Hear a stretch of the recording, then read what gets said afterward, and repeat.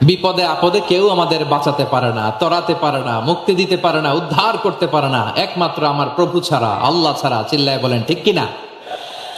এবং প্রিয় পটুয়াখালীর ভাইয়েরা, মাথার সাথে এটা সেট করে, টেস্ট পুরো জীবনটাই পরীক্ষা। নবীদের, কাদের? নবীদের। সুম্মাল আমসাল ফাল আমসাল, এরপরে নবীদের পরের স্তরে যারা, তাদের পরের স্তরে যারা, তাদের পরীক্ষা।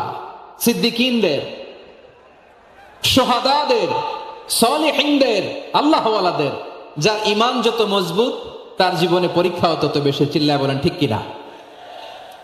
তাহলে মুমিনরা, বিশ্বাসীরা, আমরা কি পরীক্ষা বিপদ আপদে ভয় পাই?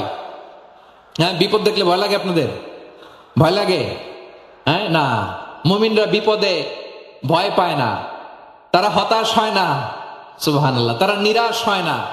বিশ্বাসীরা হাল ছেড়ে দেয় না, তারা ভরসা রাখে একজনের উপর। চিল্লায় বলতে হবে তিনি কে? কারণ মুমিন জানে the grief isn't permanent, there is an ease. সব কষ্টের পরে একটা সুখ আছে না নাই? রব্বুল আলামিন বলেন ফা ইন্না মাআল উসরি ইউসরা, ইন্না মাআল উসরি ইউসরা। ভয় পেও না, চিন্তা করো না, কষ্টের সাথেই আমি রেখে দিয়েছি স্বস্তি। সুবহানাল্লাহ বলেন। মুমিন জীবনে বিপদ যত বেশি, কষ্ট যত বেশি, তার সামনে সফলতা তার চেয়েও বেশি। ঠিক কিনা বলেন?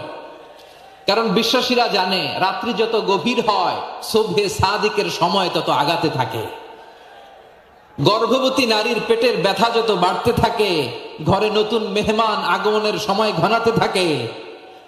মুমিনদের উপর বিপদ, অত্যাচার, আপদ, পরীক্ষা যত বাড়তে থাকে, কালেমার পতাকা উড্ডয়নের সময় কাছে আসতে থাকে। বিশ্বাসীদের এগুলো হিসাব মেলানো অনেক আগে। মুমিনরা নিরাশ হয় না, হতাশ হয় কাফিররা। মুমিনরা কখনো হাল ছেড়ে দেয় না। মুমিনরা ভরসা রাখে একজনের উপর, তিনি কে? পরীক্ষা থাকবে, এই বিপদ থেকে আমাদেরকে উদ্ধার করবেন একজন, তিনি কে? আমরা শুধু আল্লাহর উপরই ভরসা রাখবো। রাজি আছেন তো? চাইবো একজন সত্তার কাছে। আওয়াজ করে বলুন তিনি কে? একজন সত্তার কাছে চাইবে। বিশ্বনবী ওনার চাচাতো ভাই আব্দুল্লাহ ইবনে আব্বাস রাদিয়াল্লাহু তাআলা আনহুকে বললেন, ইয়া আব্দুল্লাহ ইবনুল আব্বাস, হে আব্দুল্লাহ ইবনে আব্বাস, ইযা সাআলতা ফাসআলিল্লাহ, যখন চাইবে আল্লাহর কাছে চাও।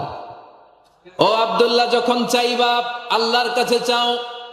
ওয়া ইযা ইসতাআনতা ফাসতাইন বিল্লাহ, যখন সাহায্য চাইবা আল্লাহর কাছে ফরিয়াদ করো। জেনে রেখো ও আব্দুল্লাহ, ওয়া'লাম আন্নাল উম্মাতা লাউ ইজতামাআত আলা আন ইয়ানফাউকা বিশাইইন লাম ইয়ানফাউকা ইল্লা বিশাইইন ক্বাদ কাতাবাহু আল্লাহু লাক। ও আব্দুল্লাহ, জেনে রেখো, মনে রেখো, গোটা বিশ্বের সবাই মিলে যদি তোমার উপকার করতে চায়, ততটুকুই তারা করতে পারবে যতটুকু আল্লাহ তোমার নসিবে সেটা লিখে রেখেছে। ঠিক কিনা বলেন? আর যদি গোটা বিশ্বের সবাই মিলে তোমার বিরুদ্ধে কনস্পাইরেসি করে, ষড়যন্ত্র করে, গোটা বিশ্বের সবাই মিলেও যদি তোমার ক্ষতি করতে